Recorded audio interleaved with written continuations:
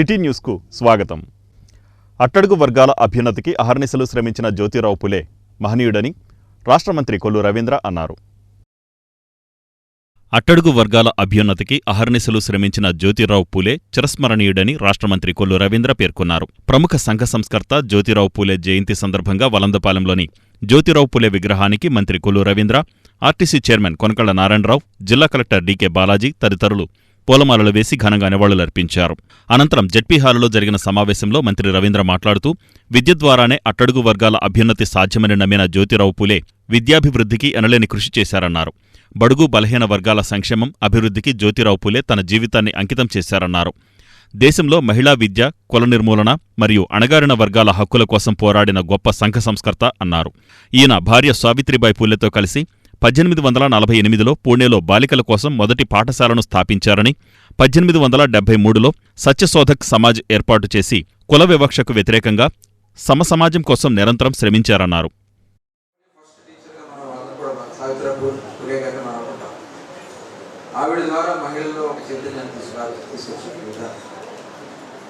ఆయన జీవితం అంతా కూడా పోరాటంతోనే సాగింది. అలాగే ఆయన సత్యమేవ జయతే, ఇవాటికి కూడా మన సింబల్ మీద ఉంది సత్యమేవ జయతే. అంటే సత్యాన్ని చేస్తేనే అది ఎప్పుడైనా జయిస్తుందని చెప్పినటువంటి ఒక మహాత్ముడు జ్యోతిరావు పూలే గారు. మరి ఆయన మనందరూ కూడా స్మరించుకోవాలి. 200 సంవత్సరాలు అయినా కూడా ఇప్పటికీ మనం స్మరించుకుంటున్నాం అంటే వారు చూపించినటువంటి బాట. ఏ రకంగా ఆయన ఒకే మాట ఆయన చెప్పేవాడు, ఒక సమాజం పైన వేరే సమాజం పెత్తనం చలాయించినంత కాలం ఈ అసమానతలు తొలగు అని చెప్పి క్లియర్గా చెప్పినటువంటి ఆ రోజున అలాంటి పరిస్థితి ఉండేది. శాసించేవాడు, కొన్ని సామాజిక వర్గాలు శాసించే సందర్భంలో ఆయన పోరాటం చేసి ఆ రోజున్నటువంటి ప్రభుత్వాలు, ఆ రోజున్నటువంటి ఎవరైతే పాలకులు ఉన్నారో వాళ్ళందరూ కూడా తల వంచి మహాత్మా గాంధీ గారి చేత కూడా మహాత్మా అని పిలిపించుకున్నటువంటి ఏకైక వ్యక్తి మహాత్మా జ్యోతిరావు పూలే గారు అని కూడా సందర్భంగా తెలియజేస్తాను. మరి అటువంటి మహనీయుడి జయంతిని మనం ఇక్కడ చేసుకుంటున్నాం. ఈరోజు మన రాష్ట్ర ప్రభుత్వం కూడా, ఎందుకంటే మీరు కూడా ఒకసారి చరిత్ర చేసుకోవాలి. తెలుగుదేశం పార్టీ వ్యవస్థాపక అధ్యక్షుడు నందమూరి తారక రామారావు గారు ఆంధ్ర రాష్ట్రంలో మొట్టమొదటిసారి బడుగు బలహీన వర్గాలకి ఒక రాజకీయ చైతన్యం తీసుకొచ్చినటువంటి ఆనాడు మున్సభులు కర్ణాలు అని చెప్పి ఒక పెత్తందారీ వ్యవస్థ ఉండేది. ఆ పెత్తందారీ వ్యవస్థని నిర్మూలన తయారు చేయాలని, ఏం చేస్తే వాళ్ళకి ఇతరుల కులస్తులతో సమానం అవుతారని చెప్పి ఆలోచించి అది విద్య ద్వారానే సాధ్యమని, వాళ్ళని విద్యావంతులుగా తయారు చేస్తే వాళ్ళకి సమాజంలో ఒక అవగాహన, నాగరికత పెరుగుతుంది.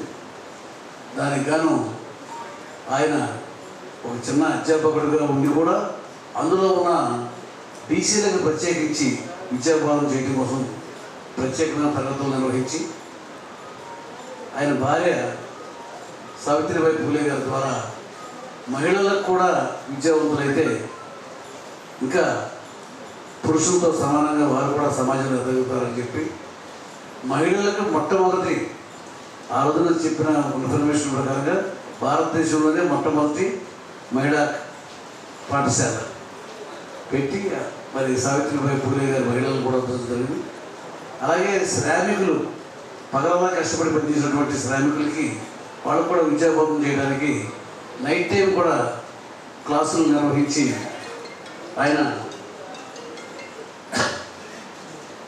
శ్రామికులు కూడా విద్యావంతులుగా తయారు చేసి మరి విద్య ద్వారా ఈ యొక్క అసమానతలు తొలగించవచ్చు అని చెప్పేది నమ్మి ఆ సిద్ధాంతాన్ని కట్టుబడి విద్యావంతులుగా తయారు చేయడంలో తను, తన కుటుంబం మొత్తం ఇన్వాల్వ్ అయ్యి ఆయన జీవితకాలం కూడా విద్యావంతులుగా తయారు చేయడానికి శ్రమించారు. ఆ రోజుల్లోనే ఆయన సేవా కార్యక్రమాలకి మహాత్మా అనే బిరుదు ప్రజలిచ్చి గౌరవించారు. మహాత్మా జ్యోతిరావు పూలే గారు 200 సంవత్సరాలు అయినా కూడా మనం ఆయన ఆదర్శంగా తీసుకుని ఇవాళ రోజున అందరి అభివృద్ధి కోసం చేయాలి అని ఎవరు అనుకుంటారో వాళ్ళని సాధ్యములు అవుతారు. ఇప్పుడు జ్యోతిరావు పూలే గారు కూడాను ఒక అంటే ఆల్రెడీ కుప్పబాయ్ గారు చెప్పినట్టు ఒక ఫంక్షన్లో వెళ్ళినప్పుడు ఆ ఫంక్షన్లో వాడి ఊరేగింపులో పాల్గొంటారు. ఊరేగింపులో పాల్గొన్నప్పుడు అప్పుడు వాడిని అవమానించడం జరుగుతుంది. వారి వల్ల ఆ ఊరేగింపు అపవిత్రమైంది అని. అప్పుడు ఆయన మనస్సులో ఇది చాలా దీని గురించి చాలా డీప్గా ఆలోచించి చలించి ఆయన తర్వాత దాని గురించి చాలా బాగా స్టడీ చేయాలి అనుకుంటారు. సో థామస్ పెయిన్ రాసిన మానవ హక్కులు హ్యూమన్ రైట్స్ పుస్తకం ఆయన పైన చాలా ప్రభావం చూపింది. అంటే అప్పుడు ఆయనకు అర్థమవుతుంది ప్రతి మనిషికి హక్కులు ఉంటాయి. ప్రతి మనిషికి హక్కులు ఉన్నప్పుడు ఒక మనిషి ఇంకొక మనిషిని తోటి మనిషిని చులకనగా చూడడం కానీ ఒకరికి అందాల్సిన అవకాశాన్ని అందరికీ అందాల్సిన అవకాశాన్ని ఒకరు మాత్రమే తీసుకోవడం కానీ ఇది ఎప్పటికీ కరెక్ట్ కాదు అని ఆలోచించి దానివల్ల అంటే ఆ ఆలోచనలు చాలా మంది ఆ పుస్తకం చదువుకోవచ్చు. ఆ ఆలోచనలు కూడా చాలా మందికి వచ్చి ఉండొచ్చు. కానీ వచ్చిన ఆలోచనల్ని మనము కార్యరూపం దాల్చేటట్టు చేసే ఒక పట్టుత్వం ఒక పట్టుదల కూడా చాలా తక్కువ మందికే ఉంటుంది. అంటే ఇప్పుడు మనకు ఒక సంస్థను ఎస్టాబ్లిష్ చేయాలి అంటే చాలా ఈజీ. ఏదో ఒక రిజిస్ట్రేషన్ చేస్తాము, ఒక బిల్డింగ్లో రెంట్ తీసుకుంటాము, ఒక యాక్టివిటీ ఏదో స్టార్ట్ చేసుకొని ఏదో చేయొచ్చు. కానీ 19వ శతమానంలో 19th సెంచురీలో పరిస్థితులు అలా లేదు. అండ్ ఆయన కూడా దేనికి ఒక ఆర్గనైజేషన్ స్థాపించాలి అనుకున్నారు, సంఘ సంస్కరణ కోసం ఒక ఆర్గనైజేషన్ స్థాపించాలి అనుకున్నారు. మహాత్మా జ్యోతిరావు పూలే జయంతిని కృత్తివెన్ను మండలం తెలుగుదేశం పార్టీ నాయకులు కార్యకర్తలు ఘనంగా నిర్వహించారు.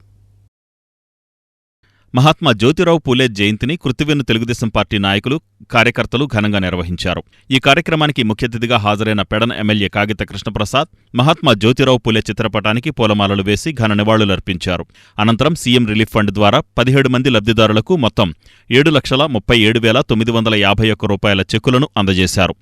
ఈ సందర్భంగా ఎమ్మెల్యే కాగిత కృష్ణప్రసాద్ మాట్లాడుతూ మహాత్మా జ్యోతిరావు పూలే గొప్ప సంఘ సంస్కర్త అని పేర్కొన్నారు. మహిళా విద్యాభివృద్ధి, కుల వివక్ష నిర్మూలన, అణగారిన వర్గాల హక్కుల కోసం ఆయన చేసిన కృషి అపూర్వమని తెలిపారు. అటువంటి మహనీయుడి ఆశయాలను ప్రతి ఒక్కరూ ఆదర్శంగా తీసుకుని సమాజ అభివృద్ధికి కృషి చేయాలని పిలుపునిచ్చారు. ఈ కార్యక్రమంలో కూటమి నాయకులు, కార్యకర్తలు పాల్గొన్నారు. ఆయన యొక్క జయంతి సందర్భంగా మరి ఆయనకి ఘనమైనటువంటి నివాళులు అర్పించుకుంటూ మరి సమాజంలో అందరూ కూడా సమానంగా ఉండాలనే లక్ష్యంతో అనేక పోరాటాలు చేసి ముఖ్యంగా అణగారిన వర్గాలన్నింటినీ కూడా వారి యొక్క హక్కులు ఎటువంటి భంగం కలగకూడదని చెప్పి వారికంటూ హక్కులు ఉన్నటువంటి లక్ష్యంతో పనిచేసినటువంటి వ్యక్తి జ్యోతిరావు పూలే గారు. ముఖ్యంగా మహిళల కోసం కానివ్వండి, అలాగే సమాజంలో ఉన్నటువంటి మూఢనమ్మకాలు పోయే విధంగా కూడా మరి ఎంతో కృషి చేసినటువంటి గొప్ప వ్యక్తి మహాత్మా జ్యోతిరావు పూలే గారు. తప్పకుండా ఆయనకి మనందరం కూడా ఘనమైనటువంటి నివాళులు అర్పించుకుంటూ డెఫినెట్గా ప్రతి నాయకుడు కూడా ఆయన ఆదర్శంగా తీసుకుని ఆయన యొక్క ఆశయాలకు అనుగుణంగా ఒక మంచి సమాజ స్థాపన కోసం మనందరం కూడా పనిచేయాలని చెప్పేసి అందరినీ కోరుకుంటా ఉన్నాను. ముఖ్యంగా మన నియోజకవర్గానికి సంబంధించి గౌరవ ముఖ్యమంత్రి నారా చంద్రబాబు నాయుడు గారు మరి ప్రజలందరూ కూడా అందరికీ కూడా ఆరోగ్యంగా ఉండాలని లక్ష్యంతో ప్రజలెవరూ కూడా ఇబ్బంది పడకూడని లక్ష్యంతో మరి ఆయన మొదటి నుంచి కూడా మన ప్రభుత్వం ఏర్పడిన దగ్గర నుంచి, కూటమి ప్రభుత్వం ఏర్పడిన దగ్గర నుంచి, అదేవిధంగా గతంలో కూడా ఎప్పుడున్నా కానీ తెలుగుదేశం పార్టీ అధికారులు ఉన్నటువంటి ప్రతిసారి కూడా మరి పెడనలో ఆంధ్రప్రదేశ్ చేనేత కార్మిక సంఘం వార్షికోత్సవ వేడుకలు ఘనంగా జరిగాయి. పెడన పట్టణంలోని సర్వోదయ సొసైటీలో ఏపీ చేనేత కార్మిక సంఘం 90వ వార్షికోత్సవ వేడుకలు ఘనంగా నిర్వహించారు. సంఘ రాష్ట్ర మాజీ అధ్యక్షులు కట్టా హేమసుందరం ఈ సందర్భంగా మాట్లాడుతూ 1936వ సంవత్సరంలో సహకార సంఘాలు స్థాపించేందుకు కామ్రేడ్ పుచ్చల సత్యనారాయణ, మెట్ల వీరయ్య, ఎర్ర త్రిశూలపాణి, శ్రీమన్నారాయణ తదితరుల నాయకత్వంలో ఉప్పాడలో స్థాపించడం జరిగిందని హేమసుందర్రావు పేర్కొన్నారు. 1936 నుంచి 1944 వరకు కృష్ణా జిల్లాలో 26 సంఘాలు స్థాపించడం జరిగిందని ఆయన తెలిపారు. ఎన్ని ప్రభుత్వాలు వచ్చినా సహకార సంఘాలకు రావాల్సిన బకాయిలు విడుదల కావడం లేదన్నారు. జిల్లా ప్రధాన కార్యదర్శి బాలసుబ్రహ్మణ్యం, మున్సిపల్ మాజీ వైస్ చైర్మన్ బల్ల గురునాథం, కోటిలింగం, రావూరి వీరభద్రుడు, కురుమా విఘ్నేశ్వరరావు, బట్టా రవీంద్ర తదితరులు పాల్గొన్నారు.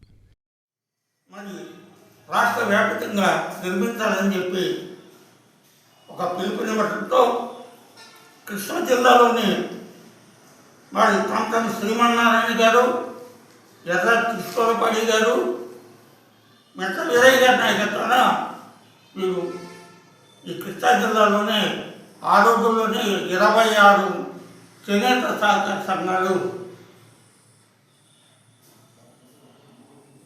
36 సంవత్సరం నుంచి 41 వరకు 26 సంఘాలు స్థాపించడం అనేది జరిగింది. ఈ జిల్లాలో ఉన్నటువంటి అనేక సంఘాలు 90 సంఘాలు ఆంధ్రప్రదేశ్ చేనేత కార్మిక సంఘం ద్వారా ఆవిర్భవించింది. దీన్ని సక్రమంగా నడిచి, కానీ ఇవాళ పరిస్థితి చూస్తే అది బ్రిటిష్ కాలంలో అయినా ఆ సంఘానికి కావాల్సినటువంటి ఆర్థిక వనరులు గవర్నమెంట్ కొంత. సత్యశోధకుడు మహాత్మా జ్యోతిబా పూలే అని ఆర్టీసీ చైర్మన్ కొనకళ్ళ నారాయణరావు అన్నారు. సత్యశోధకుడు మహాత్మా జ్యోతిబా పూలే అని ఆర్టీసీ చైర్మన్ కొనకళ్ళ నారాయణరావు అన్నారు. టీడీపీ జిల్లా కార్యాలయంలో మహాత్మా జ్యోతిబా పూలే జయంతి ఘనంగా నిర్వహించారు. ఈ సందర్భంగా ఆయన చిత్రపటానికి పలువురు టీడీపీ నాయకులు పూలమాలలు వేసి ఘనంగా నివాళులర్పించారు. ఈ సందర్భంగా కొనకళ్ళ నారాయణరావు మాట్లాడుతూ దాదాపు 200 సంవత్సరాల క్రితం బాలికల పాఠశాలను స్థాపించి పేదవారికి జ్యోతిబా పూలే ఉచిత విద్య అందించారని అన్నారు. దిగువ కులాల ప్రజలకు సమాన హక్కులను పొందడానికి సత్యశోధక్ సమాజ్ని స్థాపించారని అన్నారు. ఈ కార్యక్రమంలో టీడీపీ నాయకులు Konakalla Bullaiah, market yard chairman Kunche Nani, municipal మాజీ చైర్మన్ మోటమరి బాబాప్రసాద్, గోకుల శివ, బత్తిన దాస్ తదితరులు పాల్గొన్నారు. 200 సంవత్సరాల క్రితం పుట్టిన జ్యోతిరావు పూలే గారు ఆ రోజున అసమానతలు తొలగించడానికి, ఈ యొక్క సమాజంలో ఉన్నటువంటి వెనుకబడిన వర్గాల యొక్క అభివృద్ధి కోసం ఆయన ఆ రోజుల్లో ఆలోచించి విద్య ద్వారానే వీళ్ళ యొక్క అసమానతలు తొలగించవచ్చు అని చెప్పి వాళ్ళని విద్యావంతులుగా తయారు చేయాలని చెప్పి ఆ రోజుల్లో బీసీలకంటూ ప్రత్యేకించి పాఠశాలలు లేవు. ఆయన కొన్ని క్లాసులు బీసీల కోసం మాత్రమే పెట్టి బీసీలు ఇందులో చదువుకోవచ్చు అని చెప్పి వారిని విద్యావంతులుగా తయారు చేశారు. వాళ్ళతో పాటుగా స్త్రీలను కూడా విద్యావంతులుగా తయారు చేయాలని చెప్పి ఆయన భార్య సావిత్రిబాయి పూలే గారికి విద్య నేర్పి ఆవిడ ద్వారా మరి స్త్రీలకు కూడా పాఠశాలలు ఏర్పాటు చేయడం జరిగింది. దాని ద్వారా ఆ రోజుల్లో భారతదేశంలోనే స్త్రీల కోసం ప్రత్యేకించి పాఠశాల పెట్టిన ఘనత జ్యోతిరావు పూలే గారిది. అలాగే శ్రామికులు పగలలా పొలాల్లోకి వెళ్ళి కూలి పని చేసుకునే కూలి వాళ్ళకు కూడా రాత్రిపూట స్కూల్ పెట్టి రాత్రిపూట కూడా వాళ్ళకి చదువు చెప్పి వాళ్ళని విద్యావంతులుగా తయారు చేశారు. చాలా వరకు అసమానతలు తొలగాలి అంటే అది విద్య ద్వారానే సాధ్యం అని ఆ రోజున విద్యకు ప్రాధాన్యత ఇచ్చి ఆ రోజుల్లోనే ఆయన చేసిన కృషికి మహాత్మా జ్యోతిరావు పూలే అని చెప్పి ఆయనకి బిరుదిచ్చి గౌరవించడం జరిగింది. అటువంటి మహనీయుడు యొక్క జయంతి ఈ రోజున మనం అందరం కూడా స్ఫూర్తిగా తీసుకుని ఆయన అడుగుజాడల్లో నడుస్తూ వెనుకబడిన వర్గాల అభివృద్ధి కోసం కృషి చేయాల్సిందిగా కోరుతున్నాను. మరి ఆ రోజున జ్యోతిరావు పూలే గారు చేసినటువంటి కృషిని నందమూరి తారక రామారావు గారు 200 సంవత్సరాల క్రితం ఆయన పుట్టిన తర్వాత యుక్త వయసులోనే రాజకీయంగా వచ్చి ఆయన్ని ప్రతి ఒక్కరిని కూడా కలుపుకెళ్ళాలి, కులాలకు మతాలకు అతీతంగా వర్గ విభేదాలు లేకుండా అందరిని కలుపుకుపోవాలనే ఉద్దేశంతో ఆ రోజున ఆయన సంస్కరణలు తీసుకురావడం, అలాగే మహిళలు కూడా విద్యలో భాగస్వామ్యం కావాలని ఆ రోజున ఆయన భార్యనే టీచర్గా పెట్టి విద్య నేర్పించినటువంటి ఘనత ఆ రోజున దక్కింది. అలాంటి జ్యోతిరావు పూలే గారిని మన అందరం కూడా ఎంతో కొంత ప్రజలకి సేవ చెయ్యాలి, దీంట్లో కులాలకు మతాలకు అందరికీ కూడా చెయ్యాలి అనే ఉద్దేశంతో ఆయన ఏదైతే చేశాడో మనం కూడా ఆయన్ని స్ఫూర్తిగా తీసుకోవాలని చెప్పేసి మనస్ఫూర్తిగా ఆయన యొక్క త్యాగాల్ని మనం ఇప్పుడు కూడా గుర్తుంచుకోవాల్సిన అవసరం ఉంది. జ్యోతిరావు పూలే గారు బడుగు బలహీన వర్గాల అభ్యున్నతి కోసం నిరంతరం కూడా కృషి చేసిన వ్యక్తి ఆయన. ఆ రోజు అగ్రవర్ణాల కొంతమంది ఆకృత్యాలకు ఎన్నో అవమానాలు పొందినప్పుడు ఆయన ఇలాంటి కార్యక్రమాలు మనకు జరగకూడదు, ఎవరికి సమాజంలో అందరూ ఒకే రకంగా ఉండాలి అనే ఉద్దేశంతో ఆ రోజు మరి విద్యకి పెద్దపీట వేసి బడుగు బలహీన వర్గాల పిల్లలు కూడా చదువుకుంటే ఉన్నత భవిష్యత్తు ఉంటుంది, వాళ్ళు కూడా సమాజంలో తలెత్తుకు తిరుగుతారని చెప్పి చక్కటి ఆలోచనతో ఆ రోజు ఆయన విద్యకి ప్రాధాన్యత ఇచ్చి ప్రతి ఒక్కరు కూడా చదువుకోవాలనే ఉద్దేశంతో ఆయన శ్రీకారం చుట్టడం జరిగింది. వారి శ్రీమతిని సావిత్రిబాయి పూలే గారు కూడా ఆ రోజు చదివించి ఆవిడని కూడా మహిళలందరూ కూడా చదువుకోవాలనే ఉద్దేశంతో ఆవిడ కూడా మరి ఎంతోమందికి విద్యా అవకాశాన్ని కల్పించిన వ్యక్తి. సమాజంలో ప్రతి ఒక్కరు కూడా చదువుకుంటేనే సమాజంలో ఉన్నత స్థానం ఉంటుంది, మనుషులకు కల్పిస్తుందని చెప్పి ఉద్దేశంతో ఆ రోజు సమాజంలో పెద్దపీట వేసి విద్యకి ముందుకెళ్ళారు. కాబట్టి ఆయన ఆశయాలు ఎప్పుడు కూడా. ప్రముఖ సంఘ సంస్కర్త జ్యోతిబా పూలే జయంతిని వైసీపీ కార్యాలయంలో ఘనంగా నిర్వహించారు. ప్రముఖ సంఘ సంస్కర్త జ్యోతిరావు పూలే జయంతిని వైసీపీ కార్యాలయంలో ఘనంగా నిర్వహించారు. ఈ సందర్భంగా ఆయన చిత్రపటానికి పార్టీ నియోజకవర్గ ఇన్ఛార్జి పేర్ని కిట్టు తదితరులు పూలమాలలు వేసి నివాళులర్పించారు. అట్టడుగు వర్గాల అభ్యున్నతికి అహర్నిశలు శ్రమించిన జ్యోతిరావు పూలే చిరస్మరణీయుడని ఈ సందర్భంగా వక్తలు పేర్కొన్నారు. ఈ కార్యక్రమంలో వైసీపీ నాయకులు మేకల సుబ్బన్న, చిటికెన నాగేశ్వరరావు, గాజుల భగవాన్, జక్కుల ఆనంద్, బేతపూడి రవి, మిర్యాల రాంబాబు, మట్టా నాంచారయ్య తదితరులు పాల్గొన్నారు. ఈరోజు మచిలీపట్నం వైఎస్ఆర్ కాంగ్రెస్ పార్టీ కార్యాలయం నందు జ్యోతిరావు పూలే గారి జయంతి వేడుకలు ఘనంగా జరుపుకోవడం జరిగింది. ఆయన ఘనంగా నివాళులు అర్పించడం జరిగింది. జ్యోతిరావు పూలే గారి జీవితాన్ని ఆదర్శంగా తీసుకుంటే మార్పు అనేది ముందు నా ఇంటి నుంచే మొదలవ్వాలి. మార్పు అంటే నేను పెద్దోడయ్యాక నలుగురికి చెప్పడం, వాళ్ళతో చేయించడం కాదు, ముందు నా ఇంటి నుంచి మొదలవ్వాలని ఆయన జీవితాన్ని మనం ఆదర్శంగా తీసుకోవచ్చు.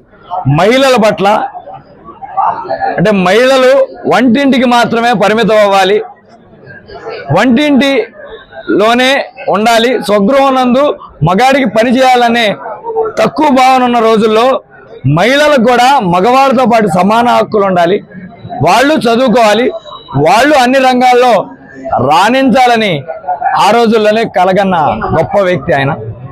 అది కూడా ముందు బయట వాళ్ళకి చెప్పే ముందు నా భార్యను నేను ముందు ఆ స్థాయిలో పెట్టి నలుగురికి చెప్తే బాగుంటుందని ఆలోచించి ముందు వాళ్ళ భార్య గారిని చదివించి తద్వారా సమాజానికి ఆడవాళ్ళకి అన్నీ తెలియడం ఎంత ముఖ్యం, ఆడవాళ్ళని అన్ని రంగాల్లోనూ అభివృద్ధి చెందించడం ఎంత ముఖ్యమని చెప్పిన గొప్ప వ్యక్తి ఆయన. ఖచ్చితంగా ఈ రోజుల్లో మనం చూసుకుంటే అన్ని రంగాల్లోనూ అద్భుతంగా ఆడవాళ్ళు రాణిస్తున్నారంటే ముందుగా వాళ్ళందరూ గొప్పగా మొదట గుర్తుంచుకోవాల్సిన జ్యోతిరావు పూలే గారు. మహాత్మా జ్యోతిరావు గారి పూలే గారి జన్మదినం సందర్భంగా మచిలీపట్నం వైఎస్ఆర్ పార్టీ కార్యాలయం నందు మన పేర్ని కృష్ణమూర్తి గారి ఆధ్వర్యంలో, కిట్టుబాబు ఆధ్వర్యంలో వైఎస్ఆర్ కుటుంబ సభ్యులు అలాగే అందరూ కూడా కలిసి ఆయనకి ఘనంగా పూలమాలతో అలంకరించి నివాళులు అర్పించడం జరిగింది. జ్యోతిరావు పూలే గారు మహా సంఘ సంస్కర్త.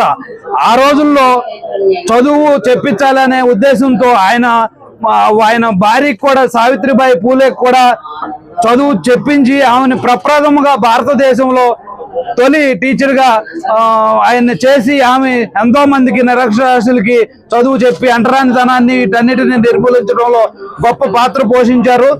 అలాంటి మహానాయకుడు అడుగుదాడల్లో మనం అందరం కూడా ఆయన జయంతుల్ని స్మరించుకుంటూ ఆయన నడిపిన బాటలో మన అందరం పయనించి ఆయన ఆదర్శవంతంగా తీసుకోవాలని కూడా అందరికీ కూడా విజ్ఞప్తి. వైఎస్ఆర్సీపీ కార్యాలయంలో పేరుగిట్టు గారి ఆధ్వర్యంలో మహాత్మా జ్యోతిరావు పూలే 199వ జయంతి సందర్భంగా మరి ఈ కార్యక్రమం చేయడం జరిగింది. వారికి హృదయపూర్వక జన్మదిన శుభాకాంక్షలు తెలియజేస్తూ మరి మహాత్మా జ్యోతిరావు పూలే మరి బడుగు బలైన వర్గాల కోసం ఆయన ఎంతో కృషి చేశాడు.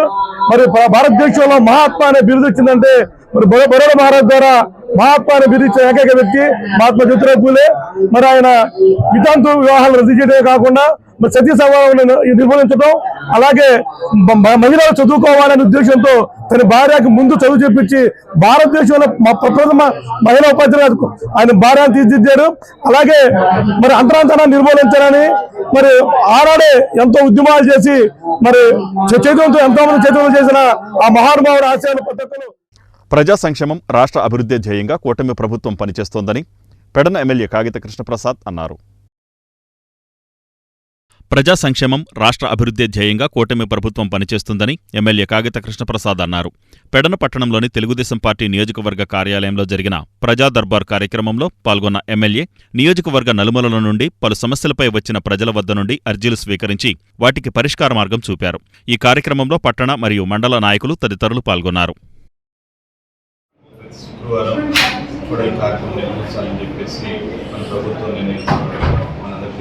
అందులో భాగంగా మరి ఈరోజు గ్రీవెన్స్ డే ఏర్పాటు చేయడం, ప్రజల దగ్గర నుంచి సమస్యలన్నింటినీ కూడా ఏవైతే వాటిని తీసుకున్న కూడా పరిష్కారం చేయడం జరుగుతుంది. రెస్పెక్టివ్ డిపార్ట్మెంట్స్ కూడా కొన్ని ఇష్యూస్ని కూడా ఫార్వర్డ్ చేయడం జరిగింది.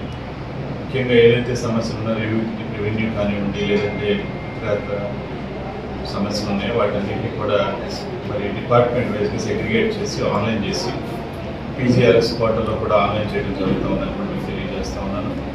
ఇది ఏదో కేవలం అర్థం తీసుకునేలాగా కాకుండా నిత్యం ప్రజలకు సమస్యల్ని మరి ఎప్పటికప్పుడు తెలుసుకోవడం, వాటన్నిటిని కూడా ఏ విధంగా పరిష్కారం చేయాలి, ప్రజలకు ఎటువంటి ఇబ్బంది కలగకుండా వారి యొక్క సమస్యలన్నింటినీ కూడా పరిష్కారం చేయాలి, ప్రజలందరూ కూడా మరి అందరూ కూడా సాటిస్ఫాక్షన్లో ఉండాలనే లక్ష్యంతో ఈ రోజున మన గౌరవ ముఖ్యమంత్రి నారా చంద్రబాబు నాయుడు పనిచేస్తూ ఉన్నారు.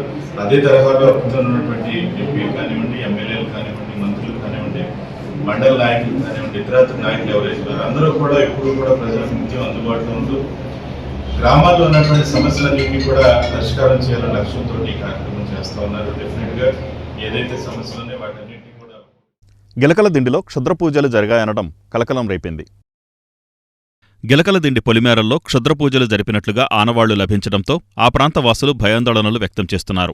ఈ సందర్భంగా గిలకలదిండి వాసులు పూజా సామాగ్రి, జంతు బలికి చెందిన అవశేషాలను గుర్తించారు.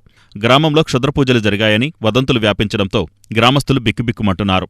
క్షుద్రపూజలు జరిపారనే అనుమానంతో 2 వ్యక్తుల్ని అదుపులోకి తీసుకుని గ్రామ పెద్దలు విచారిస్తున్నారు. ఈ క్షుద్ర పూజలు చేయడం వల్ల చిన్న పిల్లలు ఎవరికి ఒంట్లో బాగోట్లేదు. పెద్దవాళ్ళు బేరాలకు వెళ్లే వాళ్ళకి కాళ్ళ నొప్పులు, తలనొప్పులు, ఎప్పుడు లేని రోగాలన్నీ వస్తున్నాయి.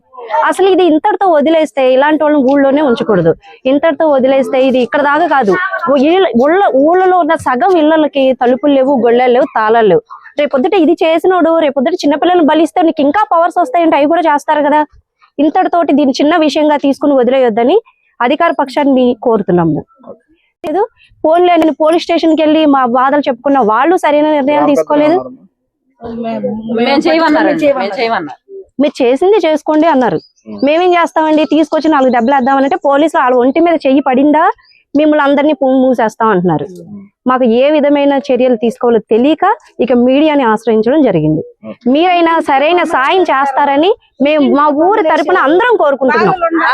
మీరు వదలకుండా కింద స్క్రోల్ మాత్రమే వేసి వదిలేయొద్దు, అందరికీ తెలిసేలాగా మీరు చేస్తారని మనస్ఫూర్తిగా కోరుకుని మిమ్మల్ని ఆశ్రయించాం.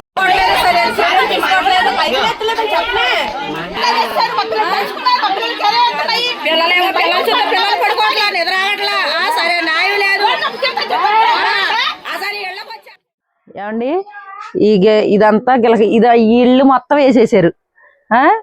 తెల్లారి పొద్దున చూసుకుంటేనేమో ఇంటి ముందు బొమ్మలు ఇవన్నీ కనపడుతున్నాయి. అలానే 3 మనుషులు కలిపి చేశారని మాకు తెలియదు. ఇదే ఈ బొమ్మలు వేసి ఇయ్యేసి పసుపు కుంకుమ నిమ్మకాయలు ఇవన్నీ వేసారు. వేసిన తర్వాత చేతబడిలాగా చేసేసారు. చేసేసిన తర్వాత వాళ్ళు 3 మనకి తెలవదు. తర్వాత చెప్పాలి, చేసిన 3వ మనిషి చెప్పాడు. చెప్పిన తర్వాత అలా అని మేము వాళ్ళ ఇంటికి వెళ్ళి ఏమి అడగకుండా పెద్దలు చెప్పాం. పెద్దలు చెప్తే న్యాయం తీరుతారని చెప్తే వాళ్ళు ఏం చేశారు, మేము ఒక రోజున పిలిపించారు, 2వ రోజున సాక్షిని పిలిపిస్తామన్నారు. పిలిపించలేదు. పిలిపించకపోతే ఇక ఆ తర్వాత 2వ రోజున 3వ రోజున పోలీస్ స్టేషన్కి వెళ్ళాం. నేను పోలీస్ స్టేషన్కి వెళ్తే ఎస్ఐ చాలా రాంగ్ గా మాట్లాడాడు. అది ఎస్ఐ ఏమన్నాడంటే, గిలకలదిండిలో ఏం జరిగేది ఏంటి మాకు తెలుసు, అన్నిని మీరు వాళ్ళ ఇంటికి వెళ్ళి ఇచ్చేసారు, వాళ్ళ ఒంటి మీద చెయ్యేదే మాత్రం గిలకలదిండి అని మొత్తాన్ని మూసేతాను అని అన్నాడు. అని అన్న తర్వాత వాళ్ళు ఇవాళ 8ంటికి హాజరుపరచమన్నారు. ఆ ఎస్ఐ ఏమంటున్నాడంటే, తాతకాలంగా బెదిరిత్తాలు చేసాడు. ఏం అవ్వదు, మీరేం దద్దెల మాకండి, అసలు గొడవలు లేవు, ఏవి లేవు, తగాదాలు లేవు, తెల్లారులు ఇస్తాడమ్మ అందరితో మాట్లాడుతుంది, అందరితో చేతది. అదేమనంటే వాడకట్టోళ్ళు నిద్రాగానే ఉన్నంటది వాళ్ళమ్మ. నిద్రాగానేమో 2 లక్షలు ఎట్టి మా అబ్బాయికి నేర్పించాను, ఉన్నవాళ్ళు లేని వాళ్ళు అందరినీ తగలెట్టేతానంటది. చేతబడి నేర్పించిందంట 2 లక్షలు ఎట్టి. ఏదో పొరుగురు పంపించి నేర్పించాను అంద. మరి నేర్పించుకున్నట్టు ఉన్నవాళ్ళు లేని వాళ్ళు చంపేతారంటే ఎట్టా కుదురుతుంది. మా ఇంటికేమో తలుపులు లేవు, పిల్లలతో ఉన్నాం, 30 మంది ఇళ్లలో వేసారు. ఇంత దారుణం అయితే ఎట్టా మరి పోలీస్ స్టేషన్ లో న్యాయం జరగకపోతే ఇంకెక్కడ న్యాయం జరుగుతుంది మరి మనుషులు అన్న తర్వాత. మచిలీపట్నంలో 20th డివిజన్ గిలకలదిండి గ్రామం కింద ఉంటది మాది. మాకు ఓ రోజు రాత్రి ఒక 3 వ్యక్తులు 2 వ్యక్తులు కలిసి ఒక ప్రదేశంలో ఈ చేతబడి బ్లాక్ మ్యాజిక్ రూపంలో ముగ్గులేసి అక్కడ నుంచి ఒక 30 బొమ్మలు తీసుకుని ఒక చేతబడి బొమ్మల రూపంలో చేసి దాని సామాగ్రి అంతా రెడీ చేసుకుని ఎటువంటి పర్మిషన్ లేకుండా ఒక అర్ధరాత్రి ఒక ఇంటిలోకి వచ్చి బయట ఉన్న లైట్ ఆఫ్ చేసి ముగ్గేసి అక్కడ మేకపోతుని బలి ఇచ్చి ఇలా మొత్తం 30 ఇళ్లకే చేతబడి రూపంలో బొమ్మలు తయారు చేసి భయానికి బెదిరింపులకు గురి చేస్తే ఒక గ్రామంలో ఒక మెజార్టీ భాగం ప్రజలనే భయభ్రాంతులకు గురి చేసినందుకు ఇలా పోలీస్ స్టేషన్కి వెళ్ళి ఇదయ్యా మా బాధ అని పోలీస్ ఎస్ఐకి చెప్పుకుంటే ఆయన కనీసం పట్టనట్టుగా వదిలేశారు. ఫస్ట్ కంప్లైంట్ చేసినప్పుడేమో వాళ్ళు మేము వదలము, తీసుకొస్తాము, చేస్తామని చెప్పి, ఇప్పుడు రెండో రోజు వెళ్తే కనుక వాళ్ళు చేసేది ఏదో ఆ తాగి చేశారు, ఆటకాయతనంగా చేశారు, ఇంకా దానికి వేరే కేసు ఏం లేదని చెప్పి పంపించేస్తారు. ఇది ఆదివారం జరిగింది. మనం మళ్ళీ నిన్న రాత్రి వెళ్తే వాళ్ళు సరిగ్గా రెస్పాండ్ అవ్వలేదు. ఇక పోలీస్ ఎస్ఐ గారు కూడా వైట్ కలర్ షర్ట్ ఉన్న వ్యక్తికి మాత్రమే గౌరవం ఇచ్చి మిగతా ఏ వ్యక్తికి ఆడవాళ్ళు మగాళ్ళని ఎవరో లేకుండా చాలా అసభ్యకరంగా పదజాలంతో మాట్లాడారని చెప్పి మా వాళ్ళు చెప్తున్నారు. నేను కూడా మాట్లాడినప్పుడు అరే ఊరే ఏంట్రా ఆన్ని వదలను, నా స్టేషన్కి వచ్చి మీరు అడుస్తారేంటి అని రకరకాల వాగ్వాదం నేను స్వయంగా విన్నాను. మొత్తం కాదు కదంట్రా, మీ ఊర్లో అందరూ తాళ్ళేస్తారంటగా, వీళ్ళు కూడా అలాగే చేసి బాగా జనాలను భయపెడదామని చేశారు. దీనికి కేసు ఏంటి? ఇప్పుడు వాళ్ళు మీరు ఏమన్నా భయభ్రాంతులు గురి చేస్తే కనుక మీ అందరినీ నేను మూసేస్తాను అని ఇలా భయానకంగా బాధ్యులను బెదిరించే విధంగా ఎస్ఐ మాటలుంటే మాకు చాలా బాధ కలిగించింది. ఎవరి మీద అనుమానం ఉందంటే ఇప్పుడు కనిపించినంత వరకు లంకే నాగబాబు, మోక నాంచరయ్య, ఆయనతో పాటు ఉన్నటువంటి లంకే చెన్నేడుకొండల వల్ల మాకు ఇన్ఫర్మేషన్ మొత్తం తెలిసింది.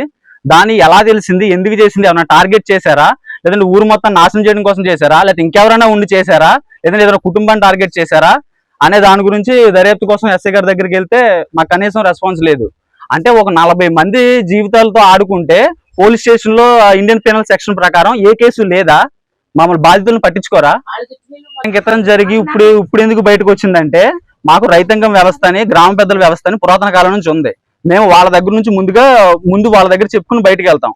ఏదైనా ఇప్పుడు ఫ్యామిలీ గొడవ వచ్చినా సరే పోలీస్ స్టేషన్కి వెళ్తే అమ్మ పెద్ద మనుషులు తేల్చుకుంటారండి, తర్వాత పోలీస్ స్టేషన్ రండి అంటారు. అదే విధంగా పెద్ద మనుషుల కోసం చూసాం. పెద్ద మనుషుల్లో చూస్తే కనీసం పెద్ద మనుషులు మాకు రెస్పాన్స్ లేదు, జరిగిన న్యాయం జరుగుతుందన్న ఆలోచన ఆశ రెండూ లేవు. సో అందుకని ధైర్యం చేసి మేము పోలీస్ స్టేషన్కి వెళ్తే మాకు న్యాయం జరగలేదు. పైగా మమ్మల్నే గిలకల మొత్తాన్ని మూసేద్దాం, బాధితులను మీరు ఏమైనా చేశారంటే మాత్రం వాళ్ళకి మేము సపోర్ట్ ఉంటామని ఎస్ఐ గారు మాట్లాడడం బాధాకరం. ఇప్పుడు వాడకట్టు పసిపిల్లలు ఉండవు, పురిటి మంచాలు ఉన్నాయి, గర్భిణీ స్త్రీలు ఉన్నారు. ప్రతి ఇంటికి 10 కుటుంబాలకి బొమ్మలు వేసేసారు. ఆ బొమ్మలు వేస్తే మరి అది ఆకర్షణ సాతాన్లు ఉంటాయి, అనేక దెయ్యాలు ఉంటాయి. ఆ దెయ్యాలు సోకి పసిబిడ్డలు చచ్చిపోతారు. వృద్ధులు ఉన్నారు, ఆ కుటుంబాల్లో వృద్ధులు చచ్చిపోతారు. ఈ సావుకి కారణం ఈ బోత వైద్యులే. ఇలాంటి మంత్రాలు తంత్రాలు చేసి దేశాన్ని ఉడికిచ్చేస్తున్నారు, గిలకలు తిన్న గ్రామాన్ని ఉడికిచ్చేస్తున్నారు. ఈ గ్రామంలో పరిస్థితులు సరైన కంట్రోల్ లేవు, సరైన కట్టడలు లేవు, సరైన పద్ధతిలో నడుచుకుంటున్నా. ఎంతమంది అల్లాడిపోతున్నారో, గుండె ఆడిపోయే వాళ్ళు ఉన్నారు, బీపీ రోజు అయిపోయిన వాళ్ళు ఉన్నారు. ఇసుమంటి బొమ్మలు చూసి, ఆ దెయ్యాలను చూసి, ఆ నిమ్మకాయలను చూసి మరి ఎవరు మనచాంతకు ఉంటారండి? ఎవరు నిద్ర అవుతారు? ఏ ఏళ్లలో నిద్ర లేదు, ఏ ఏళ్ళలో మనచాంత లేదు. కొండెత్తి కూడా అనుకుంటున్నా, నిద్ర అయితే బయటకు వెళ్తా భయపడుతుంది. 3 లేచి బేరగత్తులు వెళ్ళాలి, ఆ బేరగత్తులు వెళ్తా భయపడుతున్నారు. ఆ ఇంటి కంటే ఇంటికి వస్తా భయపడుతున్నారు, రేతు తిరుగుతా భయపడుతున్నారు. ఈ భయ్యాలు ఏంటి అసలు? ఇంత పెద్ద గ్రామం, కట్టడం లేదు, భయం లేదు, ఏం పద్ధతి లేదు. రేపు ఏదైనా ఓట్లు ఎత్తుకుంటే అందరూ చుట్టుపడతారు. వాళ్ళకి మేము ఎత్తం పూనుకుంటాం, మేము ఎట్ట చేయాతాం, మేము ఎట్ట పాలు పంచుకుంటాం. అసలు అది కాదండి, మీతో మాట్లాడతాం కాదు, కానీ ఇది పద్ధతి కాదు. మంత్రులకు సరైన హెచ్చరిక మీరు తీసుకోవాలి. రెండింటిగా నుంచి చేతబడి చేశారండి గిలకలదిండి గ్రామానికి. మా గ్రామంలో 30 మందికి వేసారు. ఇది శత్రుత్వం కాదు, ఏమి కాదు, మనుషుల్ని ఏదో చెయ్యాలని మరి చంటి పిల్లలతో ఉన్నాము. మరి ఆ ఇంటింటికి వేయవలసిన పని ఏమీ లేదు, ఎవరికి విరోధం లేదు. మాకు ఇలాగ 2:30కి చేయడం వల్ల మా తాతల కాలం నుంచి కూడా ఇది చూడలేదంట. ఎంతో భయంగా ఉండే ఊరంతాను. పని చేసుకునే వాళ్ళు అందరితో మాట్లాడినవారు, ఎవరికి శత్రుత్వం లేదండి. అంత వాడకట్ట ఏదొచ్చినా గానీ వాడకట్టతో బాగా మాట్లాడేవాళ్ళం. ఎందుకు చేసామంటే ఆ ఊరిని చంపేతాము, మేము నిద్రని ఉన్నాం వాడకట్టని అని అంటున్నారండి. ఎందుకంటే మాకు తెలీదు ఇలా శుద్ర పూజ అని. తెగ చూపిస్తే ఇలా పిల్లలతో ఆడతారు కదండి, పిల్లలు వేసారం అనుకున్నాము. ఒక పెద్దోళ్ళకి చెప్తామంటే పెద్దోళ్ళు చూసి ఈ శుద్ర పూజ చేశారు, చేతబడి అన్నారు. ఇలా పెద్దోళ్ళకి చెప్తేనేమో పెద్దలేమో పూనుకోలేదు. మాకు ఏదైనా గ్రామం చేసేది, ఈసారి అయితే ఏ గ్రామం పట్టించుకోలేదు మమ్మల్ని. పోలీసులు కూడా మమ్మల్ని పట్టించుకోలేదు. మీకు తాయెత్తులు వేసుకుంటాం కూడా అలవాటేగా, తాయెత్తులు వేసుకోండి గిలకలదిండి గ్రామానికి మీరు అంతే. ఈ వార్తలు ఇంతటితో సమాప్తం. నమస్కారం.